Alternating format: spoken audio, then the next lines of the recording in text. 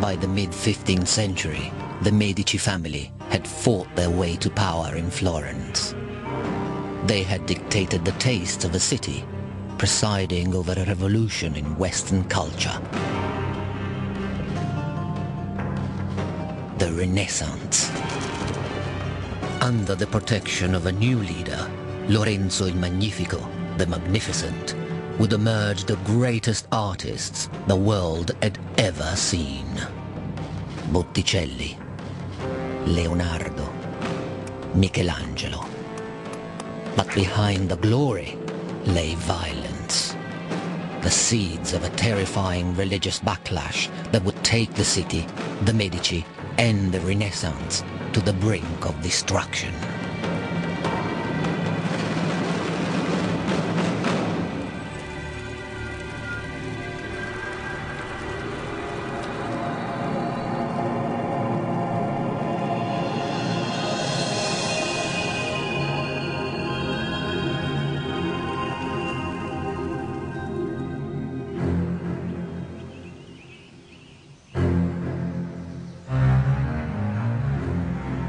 August 1466, the most powerful family in Florence, the Medici, were in danger.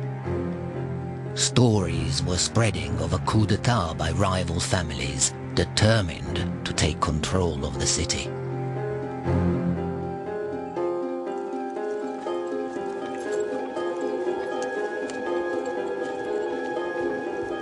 Recalled from their country retreat, the Medici began the journey back to Florence.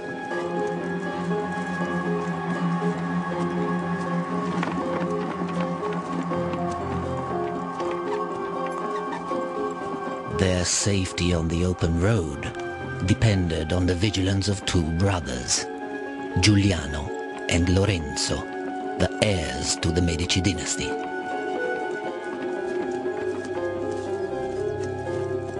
As the elder son, Lorenzo rode on ahead to ensure safe passage for their father.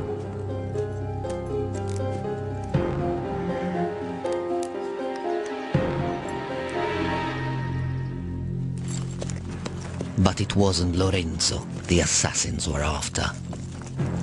They knew that in order to bring down the family, they would have to get rid of the father, the boss.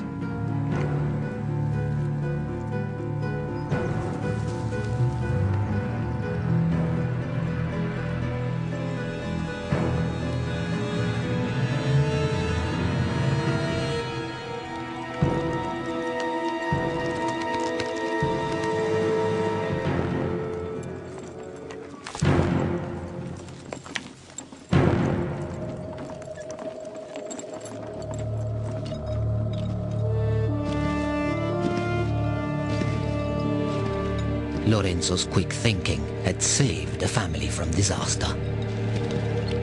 And the Medici retained control over the political and financial empire built by Lorenzo's grandfather. But this legacy had come at a price. The Medici and their followers have generated a tremendous amount of animosity in the old citizen class. So the city is full of hostility and resentment against the Medici.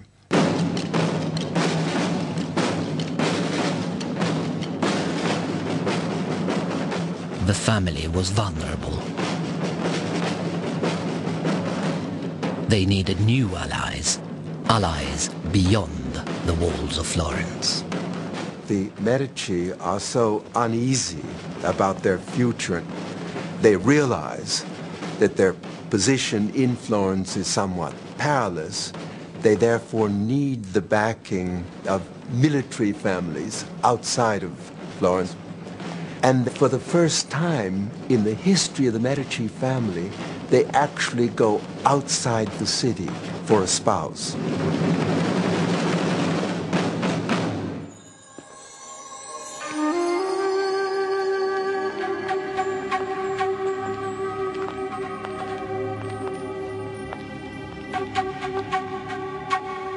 Lorenzo's wedding would be an act of political expedience.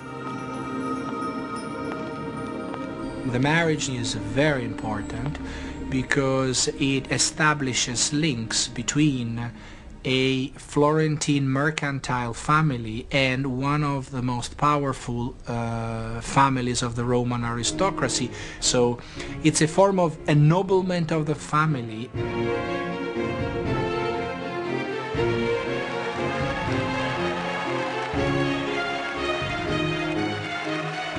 Clarice Orsini was a wise choice. The daughter of a Roman baron and the niece of a cardinal, she brought connections, class, and military muscle to the Medici family.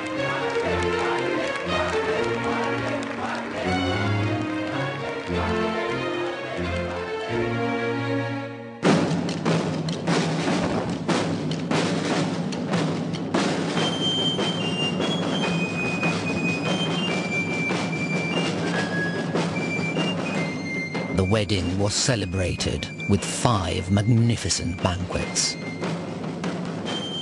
For friends of the Medici, this was the dawn of a vibrant new era.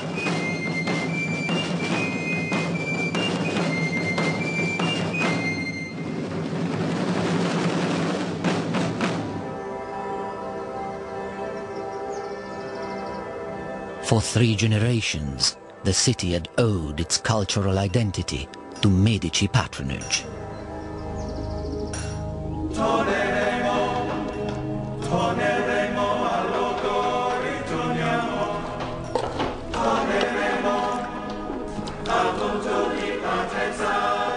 Florence had become a cultural factory in which artists competed for the next great commission. For the workshops of the city, business had never been better. The scene in one of these places must have been extraordinary, absolute chaos. You'd have patrons running in and out, looking at work that was in progress, commissioning new works, people mixing colours in the corner, chipping away at blocks in another, casting. People would be casting bronzes in another corner.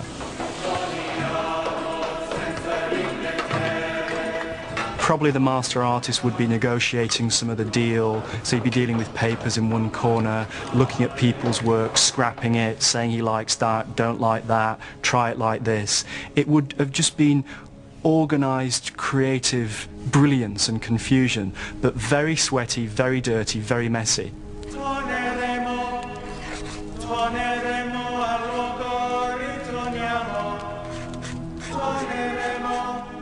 The Medici had built a reputation as the taste makers of Italy. They had already discovered a gifted young artist who was exploring a radical new style of art. Under Medici patronage, he would break new ground and define the Renaissance itself. His name was Sandro Botticelli. The young Botticelli played a role in the creation of a powerful Medici myth. His painting, L'Adorazione dei Magi, the adoration of the Magi, placed Lorenzo's family right at the heart of the Nativity. The painting glorified Lorenzo's father, his brother, and Lorenzo himself. But it also featured a self-portrait. Botticelli placed himself inside the family's circle of friends. In a city as volatile as Florence, an alliance with the right family was crucial.